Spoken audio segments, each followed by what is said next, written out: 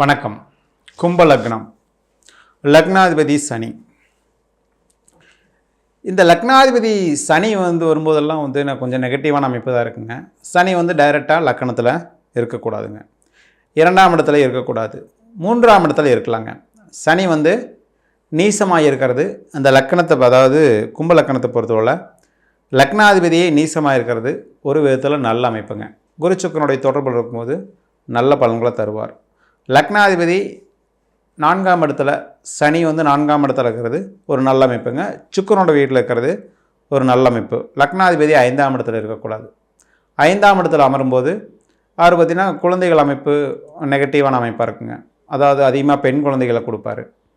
லக்னாதிபதியே 6ஆம் இடத்துல சனி சந்திரனோட வீட்டில் அமர்வது ஒரு மாதிரியான நெகட்டிவான அமைப்பாக இருக்குங்க. ஏன்னா சூரிய சந்திரர்கள் வீட்டில் சனி அமரக்கூடாது.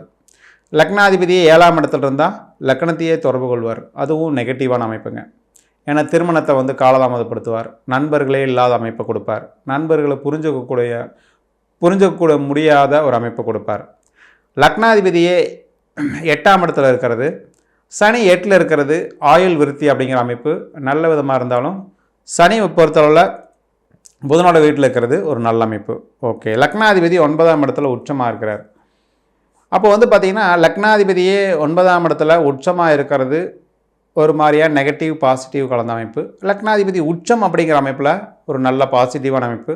உச்சமாகி வக்கரமாகி சுபத்துவமாக இருந்தால் நல்ல விதமான நல்ல தாய் தந்தையர் அமைப்பு சிறப்பாக இருக்கும். பூர்வீகம் ரொம்ப ஸ்ட்ராங்காக இருக்கும்.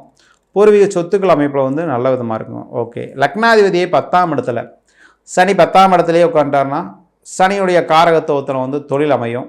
இங்கே பார்த்திங்கன்னா சனி 10ஆம் இடத்துல இருக்கும்போது 10ஆம் இடத்தை கெடுப்பாருங்க. ஏன்னா செவ்வாயின் வீட்டில் சனி இருக்கிறது தவறுங்க. அப்போ தொழில் அமைப்பு செய்ய முடியாமல் வேலைக்கு தான் போக முடியாத அமைப்பு, இன்வெஸ்ட் பண்ணி தொழில் பண்ண முடியாத அமைப்பெல்லாம் சனின்னு எடுத்துட்டாவே அந்த எங்கே உட்கார்ந்தாலும் அந்த இடத்த கெடுப்பாருங்க. லக்னாதிபதி 11ஆம் இடத்துல இருந்தார்னா லாபத்தை கெடுப்பார், மூத்த சகோதரத்தானத்தை கெடுப்பார், 2ஆம் திருமணத்தை கெடுப்பார். அப்போது திருமணத்தை காலதாமதப்படுத்தக்கூடிய அமைப்பு இதெல்லாமே நடக்கும். ஏன்னா அவர் 11ஆம் இடத்துல உட்கார்ந்தார்னா நேராக 5ஆம் இடத்தை பார்ப்பார். அப்போ குழந்தைகளை தாமதப்படுத்துவார், திருமணத்தை தாமதப்படுத்துவார் அப்படிங்கிற அமைப்பெல்லாம் இருக்கும். லக்னாதிபதி 12ஆம் இடத்துல இருக்கிறது சிறப்பான அமைப்புங்க. இந்த லக்கணத்தை பொறுத்தவரை லக்னாதிபதி 12ஆம் இடத்துல குறிச்சுக்கனோட தொடர்பு இருந்தார்னா மிகவும் சிறப்பாக இருக்கும். ஓகே. இந்த லக்கணத்தை மட்டும் ஏன் ஸ்பெஷலாக எல்லா அமைப்பும் நம்ம எல்லா பாவகத்தையும் சொன்னோன்னா, பாவ கிரகங்கள் லக்னாதிபதியாக இருக்கும்போது, அதுவும் சனி செவ்வாயினுடைய அமைப்பு இருக்கும்போது அது பார்த்திங்கன்னா லக்னாதிபதியாக இருந்தாலும் அது பார்த்திங்கன்னா நெகட்டிவான அமைப்பில் தான் அதிகமாக கொடுக்குங்க. அப்போ பார்த்திங்கன்னா லக்னாதிபதியாக இருந்தாலும் அதாவது மறைவிடங்களில் மறைஞ்சு சுபத்துவமாக இருக்கும்போது ஒரு நல்ல பலன்களை தரும். அதை பார்த்திங்கன்னா 6ஆம் இடத்துல மறைஞ்சிருந்தால் நல்ல பலன்கள், 8ல் மறைஞ்சிருந்தால் நல்ல அமைப்பு, அதே மாதிரி 12ஆம் இடத்துல மறைஞ்சிருந்தால் ஒரு நல்ல அமைப்பு. குரு சுக்கிரனுடைய தொடர்புகள் இருந்தால் மிகவும் சிறப்பாக இருக்கக்கூடிய லக்னாதிபதியோடைய அமைப்பு அப்படி இருக்குங்க. ஓகே. இந்த லக்கணத்துக்கு பொறுத்தவரை பார்த்திங்கன்னா புதன் தசையும் சுக்கிர தசையும் நம்ம முதல்ல சொன்ன மாதிரி ஏதாவது புதன் தசையும் சுக்கிர தசையும் ஆதிபத்திய விசேஷமுள்ள திசைகள் நல்ல பலன்களை கொடுக்கக்கூடிய ஒரு சிறப்பான அமைப்பு இருக்குங்க. ஏன்னா பார்த்திங்கன்னா புதன் 5க்கு அதிபதிங்க. அவர் பார்த்திங்கன்னா உங்களுக்கு 8ஆம் அதிபதியும் அவர் தான். அப்போ வெளியூர் வெளிமாநில தொடர்புகள் மூலிமா சிறப்பாக இருக்கக்கூடிய ஒரு நல்ல அமைப்பாக இருக்குங்க. அதே பார்த்திங்கன்னா சுக்கிரன் பார்த்திங்கன்னா 4-9க்கு அதிபதி. அவரும் பார்த்திங்கன்னா அந்த இடங்கள்லேயே டைரெக்டாக தொடர்பு கொள்ளும்போது நல்ல படிப்பை கொடுப்பாரு, அதாவது நல்ல தாயாரை கொடுப்பாரு. சொந்த வீடு எல்லாம் சிறப்பாக, அதாவது சொந்தங்கள் அதிகமாக இருக்கும். வீடு வாகனங்கள் மிகவும் சிறப்பாக இருக்கும். இதெல்லாம் பார்த்திங்கன்னா சின்ன வயசுலேயே சுக்கிரதசை வரும்போது நல்ல விதமாக அமைப்பு சிறப்பாக இருக்குங்க. ஏன்னா ஆதிபத்திய விசேஷம் உள்ள தசைகள் நல்ல பாசிட்டிவான பலன்களை தான் கொடுக்குங்க. ஜாதகருக்கு பார்த்திங்கன்னா சில சங்கடங்கள் இருக்குங்க. சின்ன வயசில் சுக்கிரதசை வர்றது ஒரு மாதிரியே நெகட்டிவான பலன்களும், அது பார்த்திங்கன்னா 9ஆம் அதிபதியை வளர்க்கும்போது நல்ல குடும்பத்தில் சொத்துக்கள் சேர்றது அமைப்பெல்லாம் நல்ல விதமாக இருக்கக்கூடிய சிறப்பான அமைப்பாக தான் இருக்குங்க சுக்கிரதசையில். ஓகே. இந்த லக்கணத்துக்கு செவ்வாய் தசையும் சூரிய சந்திர தசைகளும் ஒரு மாதிரியான நெகட்டிவான பலன்களை கொடுக்கக்கூடிய அமைப்புங்க. இந்த செவ்வாய் பார்த்திங்கன்னா 3ஆம் அதிபதிங்க. 3ஆம் இடத்துலையே வலுவாக உட்காந்துட்டார்னா அந்த இடத்துக்கு உண்டான அமைப்பை கொடுப்பார். அதாவது இளைய சகோதர ஸ்தானத்தை வலுப்படுத்துவார். இருந்தாலும் அந்த 3ஆம் இடத்துல செவ்வாய் அமரும்போது அதை வந்து பார்த்திங்கன்னா ஒரு நெகட்டிவான கொண்டு போவார்.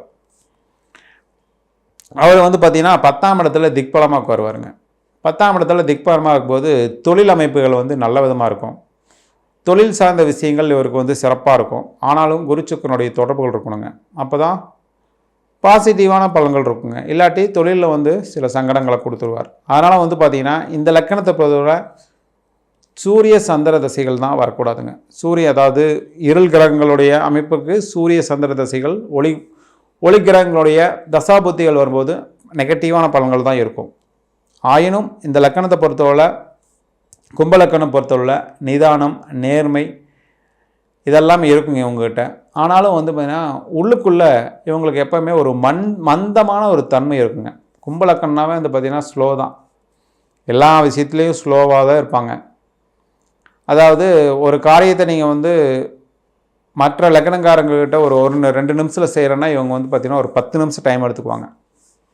நிறுத்தி நிதானமாக பொறுமையாக யோசனை பண்ணி தான் செய்வாங்க. அதுக்குள்ளே அந்த காரியத்தினுடைய தன்மையே மாறிடும். ஏன்னா அவசரத்துக்கு வந்து பார்த்திங்கன்னா குடிக்கிறதுக்கு தண்ணி கேட்டால் கூட லேட்டாக தான் கொண்டு வந்து தருவாங்க. பொறுமையாக நிதானமாக தான் கொண்டு வந்து தருவாங்க. ஏன்னா வந்து தண்ணி கொண்டு வந்து தரணும்ல அப்படிங்கிற மாதிரி கேட்பாங்க. அதனால் வந்து பார்த்திங்கன்னா இந்த லக்கணத்தை பொறுத்தவரை நிதானமாக நின்று யோசனை செய்து தான் ஒரு காரியத்தை செய்வாங்க. பொறுமையின் சிகரமாக இருப்பாங்க. அதுக்கு வேண்டி பொறுமையாக செய்யக்கூடிய வேலைகளில் வந்து இவங்களுக்கு வந்து நம்பர் 1 இருப்பாங்க இவங்க தான். ஏன்னா அதாவது ஆர்ட் வரைகிறது பொறுப்பாக அதை பொறுமையாக தான் செய்வாங்க. ஒரு மிஷினரிஸில் மெக்கானிக் வேலை செய்கிறது, கழட்டி மாட்டுறது இதெல்லாம் வந்து பார்த்திங்கன்னா இவங்களுக்கு வந்து கைவர பெறுங்க. அந்த சனி மட்டும் வளர்த்துட்டாங்கன்னா போதுங்க, ரொம்ப சிறப்பாக இருக்குங்க. அப்போ இந்த கும்பலக்கணத்தை பொறுத்தவரை நிதானமும் பொறுமையும் இவங்களுக்கு வந்து பார்த்திங்கன்னா மிகவும் சிறப்பாக அமையும். அதே மாதிரி பார்த்திங்கன்னா அந்த மாதிரி துறைகளில் நிதானமாக பொறுமையாக வேலை செய்யக்கூடிய தொழில்களில் வந்து பார்த்திங்கன்னா இவங்க தான் கோலோச்சி நிற்பாங்க. இவங்க தான் நம்பர் 1 இருப்பாங்க. அப்போ வந்து எந்த ஒரு இடத்துலையும் லக்னாதிபதி வலுத்துட்டா இந்த லக்கணத்தை பொறுத்தவரை மறைஞ்சு நின்று வலுத்துட்டாங்கன்னா இவங்க துறைகளில் முன்னோடியாக இருந்து நல்ல சாதனைகளை செய்யக்கூடிய சிறப்பான அமைப்பாக இருக்குங்க. என்ன சூரிய சந்திரர்கள் தசைகள் வரும்போது வந்து பார்த்திங்கன்னா ஒரு மாதிரியாக ஒரு இக்கண்ணாக வைப்பாங்க. இந்த சூரிய தசை 7ஆம் அதிபதி தசைங்க. 7ஆம் இடத்துலையே வலுவாக உட்காந்துட்டாங்கன்னா திருமணத்தை வந்து காலதாமதப்படுத்துவாங்க. திருமணம் கொடுத்தாலும் ஒரு அண்டர்ஸ்டாண்டிங் இல்லாமல் இருக்குங்க. திருமணத்தில் வந்து பார்த்திங்கன்னா இவங்க வந்து பார்த்திங்கன்னா ஒரு ஸ்லோ அண்ட் ஸ்டெடியாக இருப்பாங்க. அதே பார்த்திங்கன்னா அவங்களுடைய எதிர்பாலினத்தவர் வந்து பார்த்திங்கன்னா ஸ்ட்ராங்காகவும் ஸ்பீடாகவும் இருப்பாங்க.